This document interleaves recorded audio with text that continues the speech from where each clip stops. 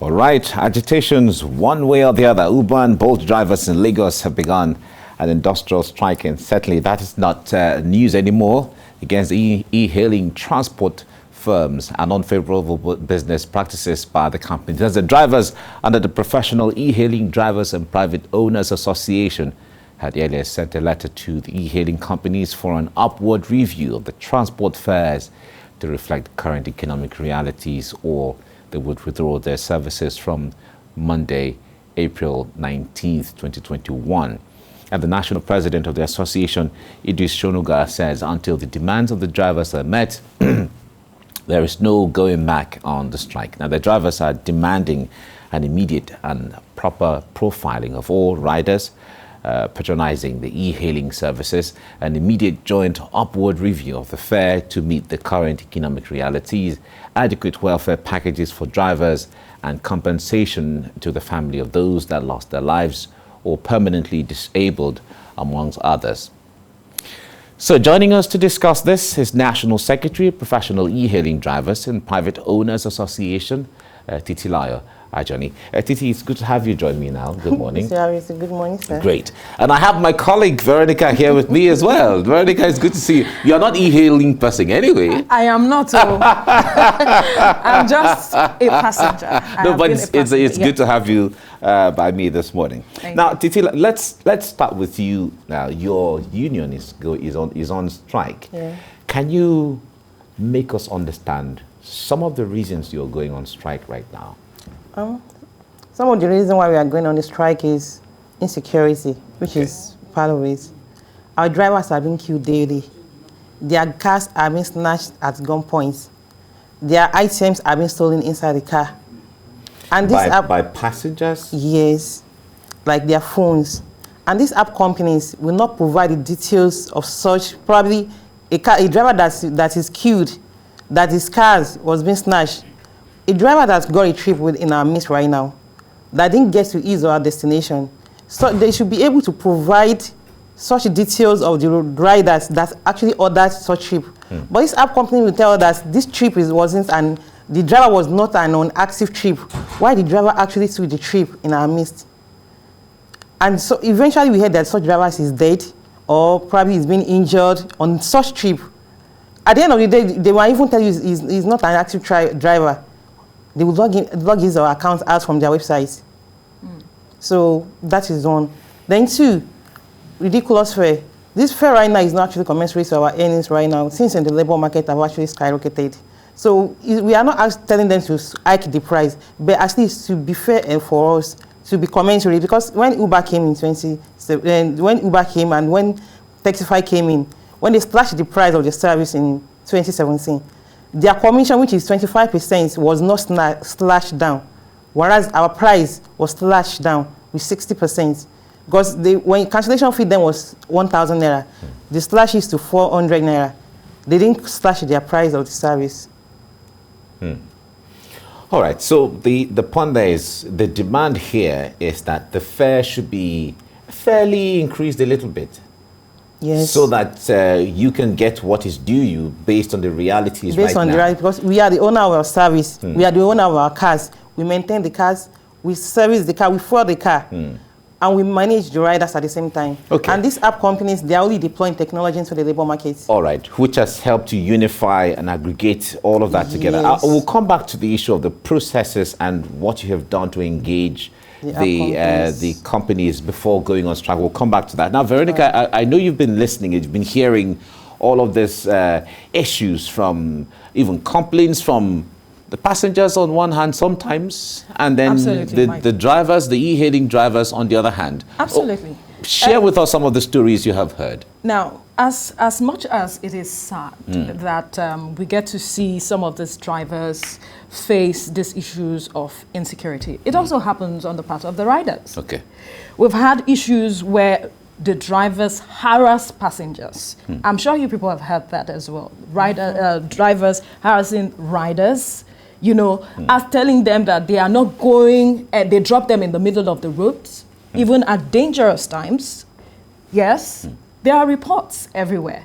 Riders, you know, drivers also, fighting with their passengers or riders, if we may use those words. So it is security on both sides. If you are talking about profiling the riders, are we also looking at profiling the drivers to understand, their mental state, to know who they really are, because they are also perpetrating these acts of insecurity on their riders. So it is not just the aspect of the drivers. Let us have a holistic look at these issues if we say we really want to deal with them. As a rider, I put in my information, my name, my details, my number. So if you want to get across and the to address. me, of course, you can always get across to me. But then for the driver, it is a challenge. Some of them even cancel. They tell you they are coming, and then you don't hear from them. Meanwhile, you are acting on time. These are the issues. So passengers are also dissatisfied with some of the services. Apps. So right. it is something that has to be looked into. As well. Will you respond to that when it comes to also seeing it from the perspective of the passenger who is not getting a value for calling, an e-hailing service, as the case may be? Yes, as the case may be, like I said, when the driver look at the get a trip, I'm just like, this trip is 400 naira. Oh, don't forget Uber is going to take 25% of that 400 naira. The driver is going to fuel that car. And such trip will probably, the driver is going to encounter traffic. So how do you express such driver? This driver will feel so dissatisfied that this trip actually worth it? And such driver will actually cancel. They are grumbling because they are not getting the service they are actually rendering. They are not getting it back. Before a driver can actually drive on the platform, they are web profile. Because you have to get your driver license, you have to get your card, and all these things we are saying, Uber and Bolt's office is not opened for us to work in as a rider or as a driver, for you to work in to go and lodge your complaints, which is not supposed to be. Right. Why is the office locked? Why can't we work in as a driver to go and make your complaints? Instead, you tell us to mail. Some people have been mailing for 1 year now. Their cars have been blocked unjustly. Imagine a driver that has actually rendered 800 trips or more. 5-star service for that platform to be reckoned with. At the end of the day, you block that driver unjustly. How do you want such driver to earn a living? How do you want him to go and to take care of his family? There should be a fair hearing from this app company, but they don't even care about who the driver or something. But for me, that doesn't mean you should transfer your frustration on the riders, because that is what happens at the end of the day. In fact, where I want to see it from is the average person on the street who is watching this program, mine is, I want to go from Ikeja to the island, and I need a service. How does going on strike and all of these things impact me? That is the person that I even see as a focal point right now here. And she mentioned the issue of cancellation of and dropping people off sometimes. Now, the analogy of a driver who sees a call and then going to this place, the call is going to cost maybe 500 naira or 700 naira and all of that. And you're doing the mental calculation of what it's going to cost and how much it's going to. But these were the things you signed for before going into the business. Yeah. Yes, because these app companies are actually dealing with us individually. They said they don't want to deal with us as a union body. So that they can make use of their divide and rule. Imagine you are picking a rider, you don't know the destination of such riders. Maybe, and the rider was not like, okay, and take me to the front. Take me to the front. Initially, such riders have some tactics like that. Why? This is your destination. I can't go more than your destination. I'm going to end the trip right here. If you want to actually continue the trip with the driver, if you are polite enough, we are human. Some drivers just be like, it's just there now. Take me there now. You know such cases. But instead of just like, please, can you actually take me forward? Give the driver custody, give him the sense of reasoning, like, okay, this is why I need to take you from, even though this is your destination. But some riders will just flare up like, what is that? Hey, didn't I pay for my service? I have had a situation where I was even trying to help the driver follow a shorter route, and I was telling him, go through politely, go through this route. And the next thing, the man fled up. Madam, I'll drop you here. Allow me drive. Madam, I'll drop you here. Now, if the app is done in such a way that if you move further past the location you're supposed to drop the passenger, Your original destination. yes, the fare increases. That is what happens. Your fare increases. So it is to the benefit of the driver. If the passenger is saying that, okay, take me a little further, it's just there. Once you see the price increase, you have to pay. That is what it is. Okay. Now let's come back to the original issue here. Now your people are on strike. Can you talk to us before going on strike? How did you engage with the parent company, and what were the responses before you resort to going on strike?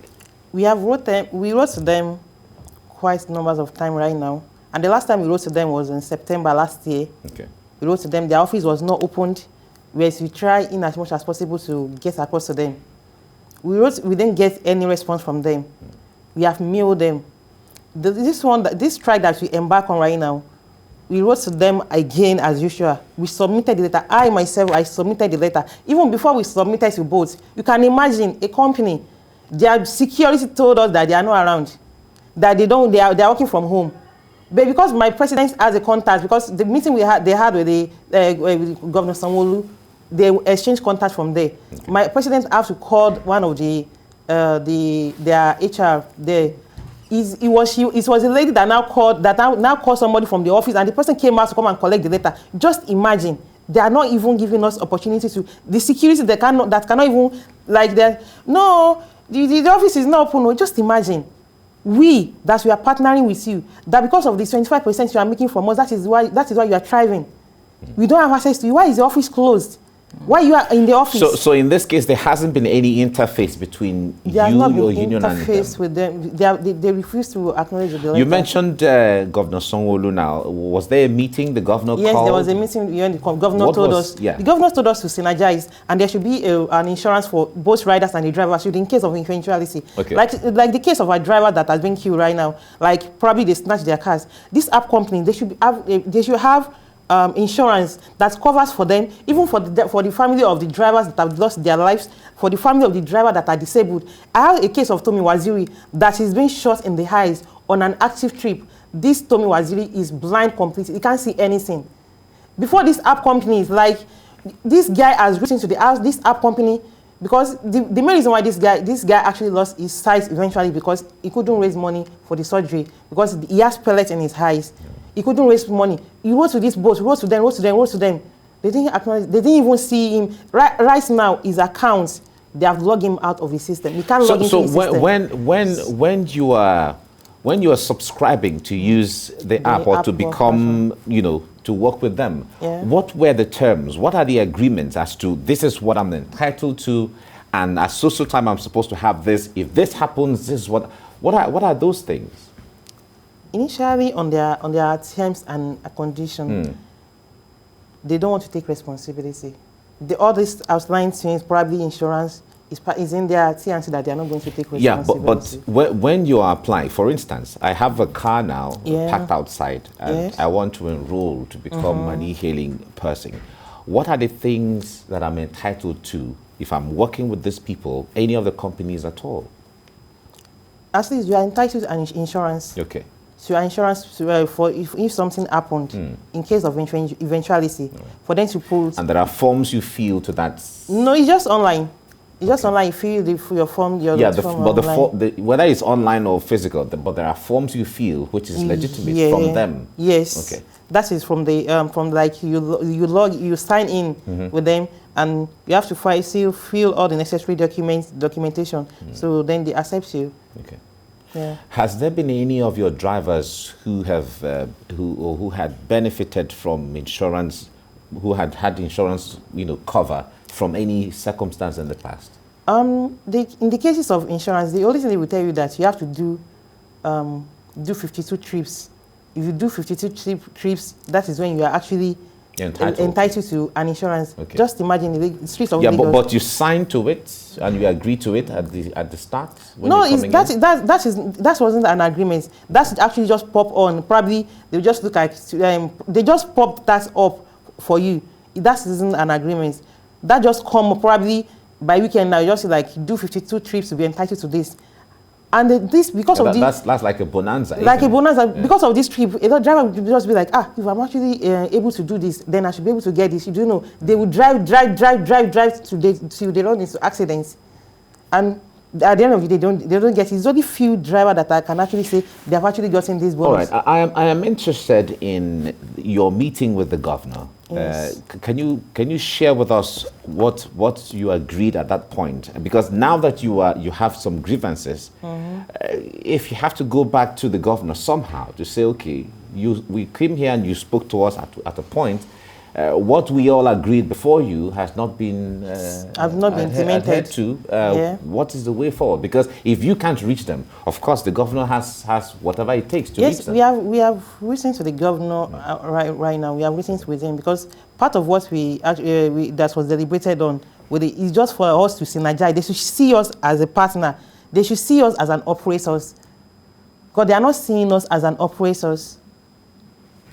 They are not seeing us as an operators. They are just seeing us as a common made drivers. That they will even tell you that if you don't like what we are doing, if you don't like our business policy, you should leave the platform.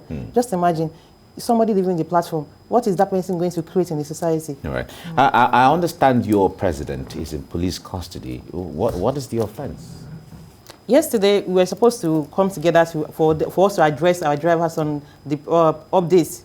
From our local governments, two of our drivers, they were arrested. Okay. So in the process where my president was trying to get them bailed, he was detained as well. Since yesterday, as I'm talking to you right now, he's still in the police custody. No charge, just he came to bail and then they just got him into custody? They just get him detailed as well. Wow. That's really unusual. We're in Nigeria where we can actually express our fundamental human rights. So I was there throughout yesterday. All of our former other drivers, we were there at the police station, at State CI the Pansi. Since yesterday, up till now, they are still there. Have you petitioned the Commissioner of Police or any higher authority regarding this? Or is that part of the petition you have tabled before the governor? Initially, we were not arrested in the past for us to table that. We just wrote to the governor. Okay. So we met with the DCP at the Pansi. He said he needs to get he need a signal from the CP since yesterday up to now. All right. So has there been any attempt to reach the CP regarding this? From your end, at least as an association, if you feel aggrieved and you're not happy about something, especially when it comes to the issue of fairness, these things are clear. Yesterday, we didn't know that they are going to be detained up to that time yesterday. So we would have reached to them. Okay. But because the man keeps saying they need signal, and we're just like, okay. And when we eventually see that time is running out, we couldn't get to the office of the CP again yesterday. Okay. All right. Now, Veronica, the point there is, when it comes to, like she was saying, the governor, in their meeting with the governor, the governor was saying there should be synergy between, the app company and then the association. Talk to us from that. I wonder what kind of synergy should you see that can make this thing work, especially seeing it from the complaint that she's laying and talking about.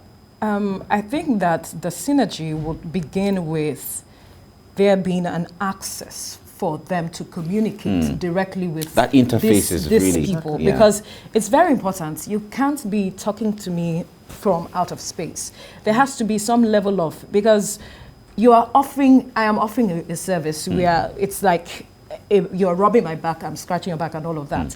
Let us get together, have this conversation, make the necessary adjustment, especially with regards to insurance, which the government has spoken about.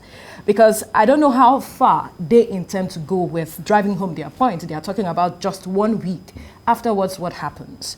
If nothing happens I'm after 1 week... I'm going to ask you that question anyway. What happens? You're talking about how if you leave this platform, what are you going to do in the society? But then there has to be some considerations on the part of the e-hailing companies and also consideration on the part of the drivers. Let's have an agreement that will be beneficial to the riders, because a lot of people are groaning out there. They need to go out and things are not quite easy right now. Okay. Let me throw that question she asked. It was a rhetoric from her, but I'm throwing it to you as a question now. How far are you willing to go with this? Because as it is right now, the strike you're embarking on is already telling on people. Actually, it's just a 1 week strike, Okay. 1 week warning strike. So that people can actually get easy access back to the service they are rendering. So at the end of 1 week, if nothing happens, so you go back to your normal business? Of course, we are definitely waiting for the app companies to get back to us because they feel the heat as well. Okay. They are not getting their commission as usual now. So they feel the heat. We are definitely waiting for them to get back to us. And you think they will get back to you at the end of the day? Well, I think maybe let's keep a positive mind and see Right. how this thing goes. But it's all right. Let's leave it here now. Titilaya, Johnny, thank you so much for coming on the program. Thank you so much and for we having wish me you here. well. Thank you. And my colleague Veronica, we're ending this together. Thank you for having me. All right.